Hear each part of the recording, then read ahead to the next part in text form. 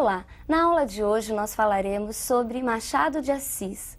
Machado de Assis é a grande figura da prosa realista brasileira. Entretanto, nós não podemos simplificar qualquer classificação a respeito de Machado de Assis. Tamanha a grandiosidade de sua obra, ele apresenta elementos de outros movimentos literários também. Mas é como grande ficcionista que ele tem sido estudado nos últimos anos. Machado de Assis é o grande representante, entre outras coisas, do realismo brasileiro. É de Machado de Assis a obra introdutora do realismo brasileiro. O realismo brasileiro tem início em 1881, com a publicação de Memórias Póstumas de Brás Cubas, seu romance realista. Vejamos sua imagem. Machado de Assis é considerado o mais carioca de todos os nossos poetas, de todos os nossos proseadores. E por que será? Machado de Assis nasceu, cresceu, viveu no Rio de Janeiro.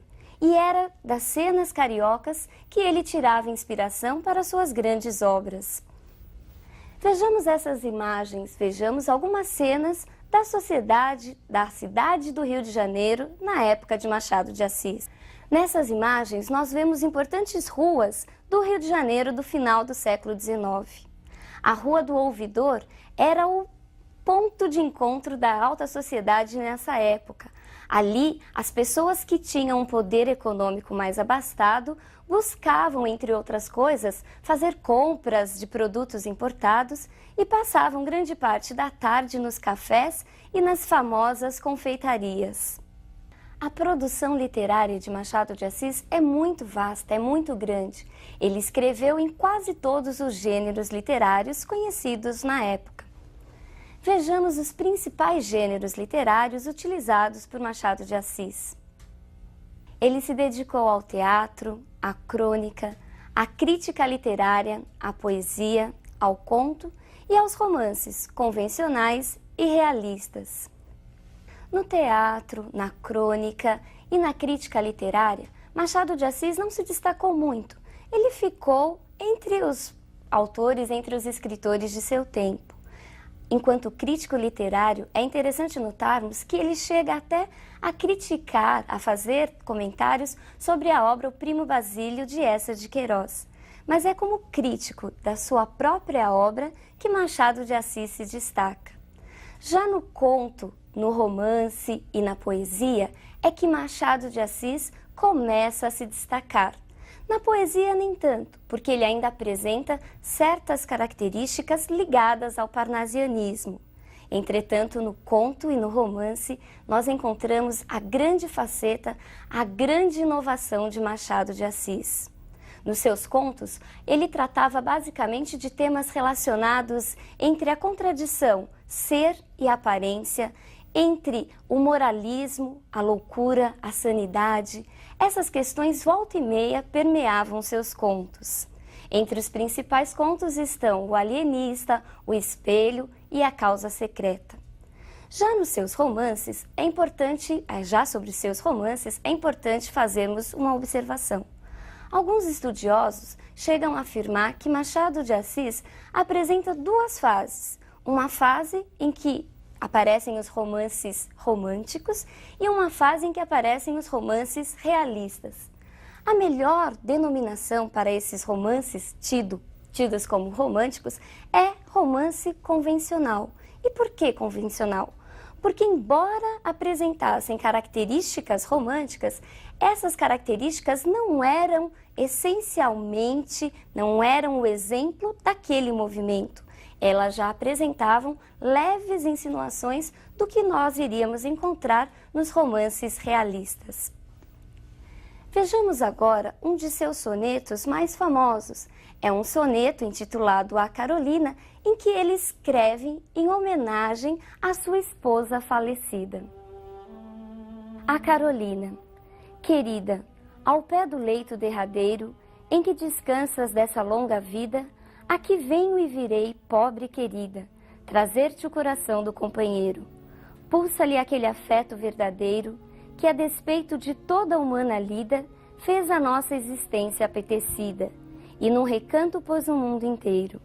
Trago-te flores, restos arrancados da terra que nos viu passar unidos, e ora morto nos deixa separados.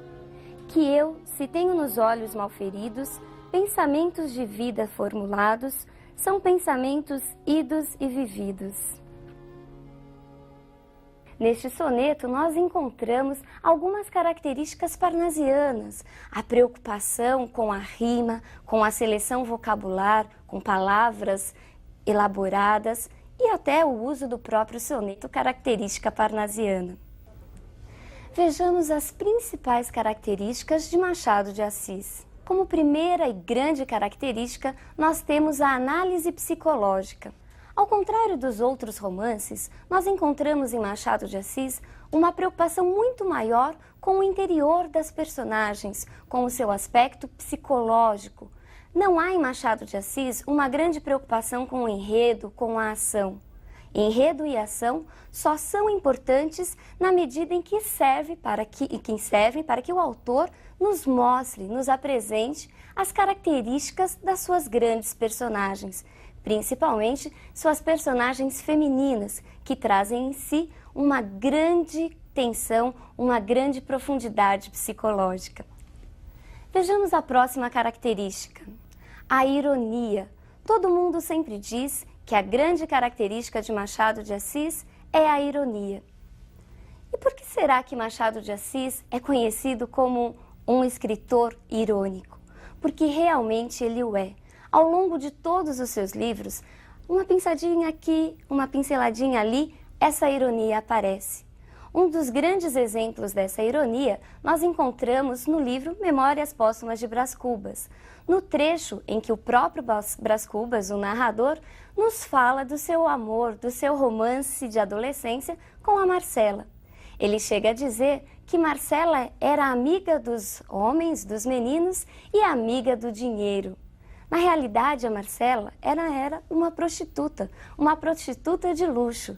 Tanto que em outro momento ele chega a afirmar: Marcela me amou durante 15 meses e 11 contos de réis. Ou seja, ela não o amava, ela realmente estava com ele, interessada em seu dinheiro. Isso é a ironia, quando o autor nos apresenta uma coisa, mas na realidade ele está pensando em outra completamente diferente. Vejamos a próxima. Discurso metalinguístico. No discurso metalinguístico, nós encontramos a grande inovação de Machado de Assis. Ele dialoga com o leitor. Ao longo dos livros, você encontra alguns trechos que você pode até se assustar. Caro leitor desatento, prezado leitor. E você pensa, mas é comigo que ele está falando? É justamente com você. Há uma grande interatividade entre escritor, narrador e o leitor. Esse discurso metalinguístico, ele aparece em todos os livros, mas em Memórias Póstumas de Brás Cubas, ele é muito acentuado. Vejamos um trecho em que Brás Cubas se dirige ao leitor. Começo a arrepender-me deste livro. Não que ele me canse. Eu não tenho o que fazer, mas o livro é enfadonho, cheira a sepulcro, traz certa contração cadavérica, vício grave e, aliás, ínfimo, porque o maior defeito deste livro és tu, leitor. Tu tens pressa de envelhecer, e o livro anda devagar. Tu amas a narração direta e nutrida, o estilo regular e fluente, e este livro e o meu estilo são como ébrios. Perceberam como Machado de Assis se dirige diretamente ao leitor? Ele conversa com você. Essa característica também nos traz uma outra característica que a ela vem muito atrelada. Vejamos que característica é essa que se liga ao discurso metalinguístico. Ele apresenta uma narrativa não linear.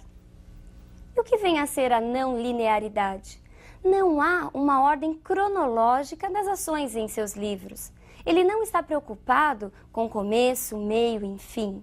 As coisas, as ações vão acontecendo à medida que elas fluem do interior das pessoas, do interior das personagens.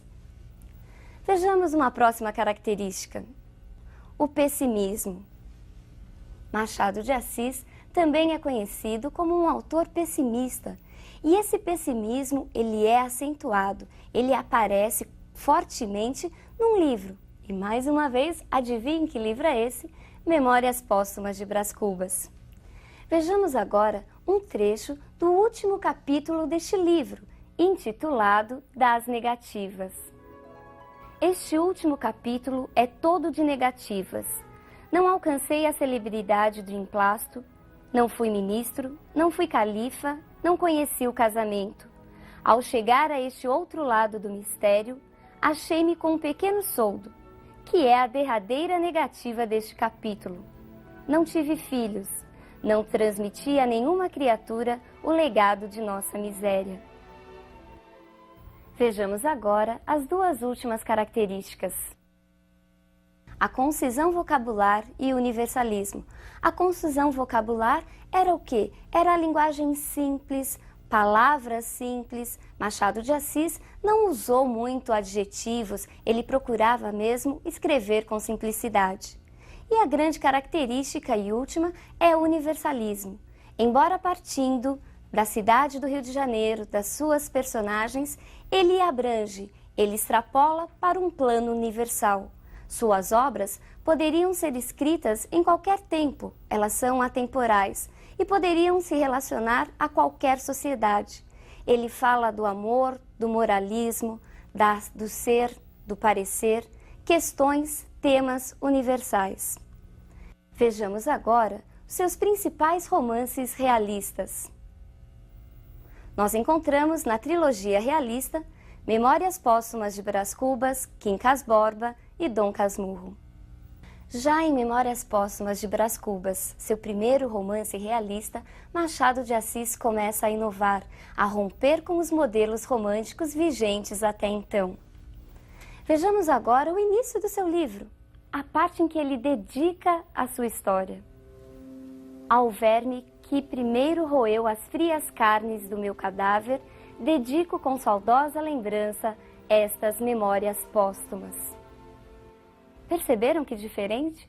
Nós sempre dedicamos para pessoas amadas, para pessoas queridas, e ele dedica a um verme. Olha só que danado esse Machado de Assis. E a partir daí ele constrói todo um livro marcado por inovações e por grandes surpresas. Outro livro muito importante é Dom Casmurro. Em Dom Casmurro, Machado de Assis nos conta a história de Bentinho e Capitu. Bentinho tinha como objetivo unir as duas pontas de sua vida, atar as duas pontas. E ele trata neste livro da questão do adultério. Será que Capitu realmente traiu Bentinho com Escobar, o seu melhor amigo? E será que Ezequiel, o filho de Bentinho e Capitu, na realidade era filho de Escobar? Essas questões você é que vai buscar. É importante dar uma pesquisadinha também. Quincas Borba, outro importante romance, vai contar a história de Rubião, que acaba herdando a herança de Quincas Borba e o seu cachorro. Pesquise também, porque vale a pena e você vai se divertir muito.